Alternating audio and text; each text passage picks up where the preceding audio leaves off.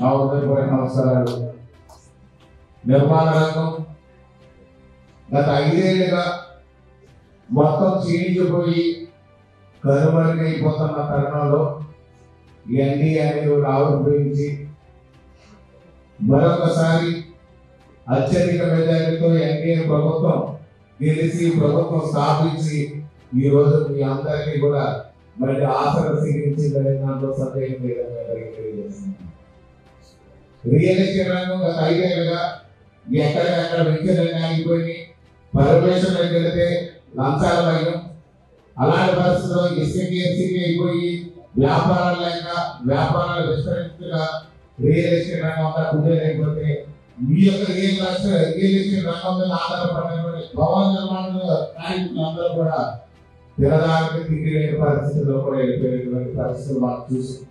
అలాంటి టైంలో మా జనసేన పార్టీ అధ్యక్షుడు పవన్ కళ్యాణ్ గారు కూడా భవన నిర్మాణ కార్మికుల కోసం ప్రత్యేకంగా డొక్కా సీతారామ క్యాంటీన్లో కూడా పెట్టినటువంటి పరిస్థితులు మనం చూసాం. రాబోయే రోజుల్లో ఇప్పుడు మనకు మంచి రోజులు వచ్చి రాబోయే రోజులు అలాంటి పరిస్థితుల్లో పూర్తి స్థాయిలో ప్రభుత్వం మీ అందరికీ అండదండగా ఉంటూ సహాయ సహకారాలు అందిస్తూ ఆంధ్రప్రదేశ్ లో మంచి భవిష్యత్తు ఉన్న రంగం నిర్మాణ రంగం అవుతుందని చెప్పి మీ అందరికీ తెలియజేస్తున్నాను. పెద్దలందరూ ఉన్నారు, పూర్తి స్థాయిలో అందరూ కూడా మీకు సహకరిస్తారు. మీ నిర్మాణ రంగం మీద ఎంతో మంది భవన నిర్మాణ కార్మికులు ఆధారపడుతున్నారు.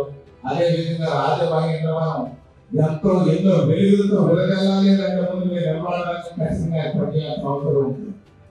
దానికి కావాల్సిన పూర్తి సపోర్ట్ అంతా కూడా చంద్రబాబు నాయుడు గారు, పవన్ కళ్యాణ్ గారు, స్థానికంగా ఉన్నటువంటి మంత్రివర్గం ఇంకా ఎంపీ గారు అందరూ కూడా పూర్తి సహకారాలు మీకు అందిస్తారు. అలాగే విధంగా చూసి టీడీఆర్ అనే దాంట్లో నేను కూడా ఒక బాధ్యత ఉంది. ఈ టీడీఆర్ స్కామ్ అనేది పెద్ద స్కామ్ అయిపోయింది. ఆ టీడీఆర్ బాధ్యత కూడా టీడీఆర్ పెట్టాలి అంటే మేము కూడా పెట్టి 5,50,000 నష్టపడే వ్యక్తులు నేను ఒక బాధ్యత ఉంది. కాబట్టి దానికి కూడా పూర్తి పరిష్కారం తీసుకుందాం.